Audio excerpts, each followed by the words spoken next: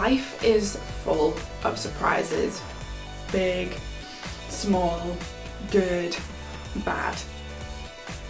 And when I think of the week that we know as Holy Week, I wonder what the disciples thought about the many surprises that they were going to see throughout the week. See, on Good Friday, the day that we remember Jesus dying on the cross, you can imagine his friends and his family just staring up and going, I don't get this. This was a man that they had followed for 3 years, and they had seen him do incredible things. He fed 5,000 people with a simple picnic. He healed loads and loads of people. He walked on water. He did loads and loads of miraculous things. Then he did incredible teaching, which was quite controversial at times. Like, love your enemies. Difficult, challenging, not what people expected. Yet, this was a person that they knew to be their friend, that they knew to be Emmanuel, God with us, the Son of God. Yet, they also knew him as King of Kings and Lord of Lords.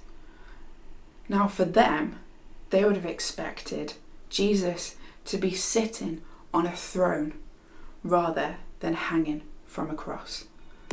But the biggest surprise happened 3 days later, when the women went to the tomb with perfume to anoint his body. And they arrived at the tomb, and the tomb was empty. Was their saviour taken away? Was the body stolen?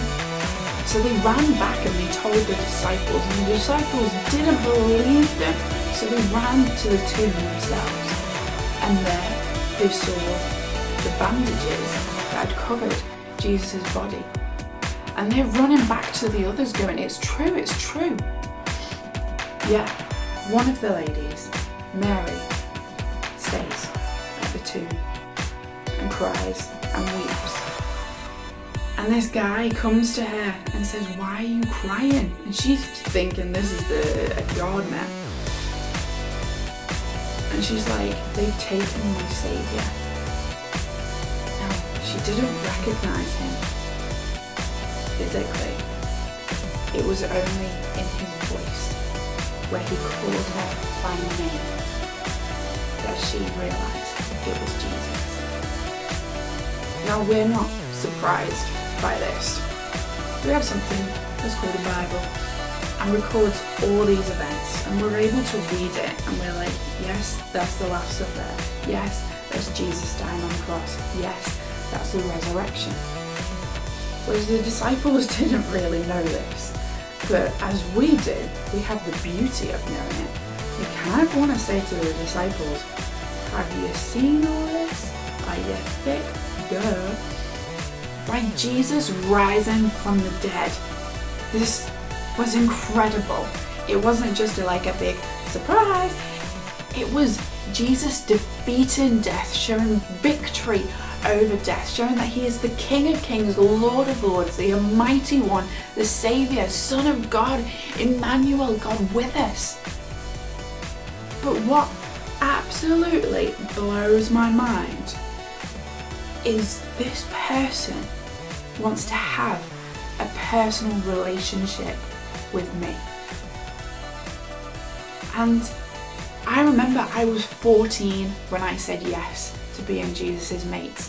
And I remember going, I am so sorry for all the bad things that I have done. And he's like, Emily, I've dealt with it. I dealt with it on the cross, which is the ultimate sign and act of love.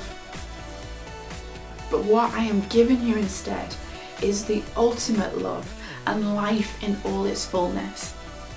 I knew in saying yes that in every step that I took, that he was next to me, that he went before me and he was behind me and he's all around me, and that his love is overwhelming and steadfast.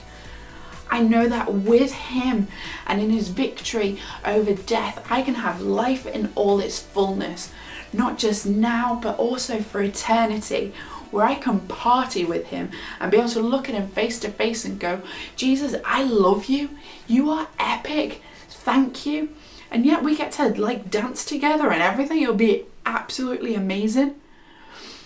Now, what I want to ask you is a really simple question, but yet a life-changing question. Do you want to say yes to Jesus?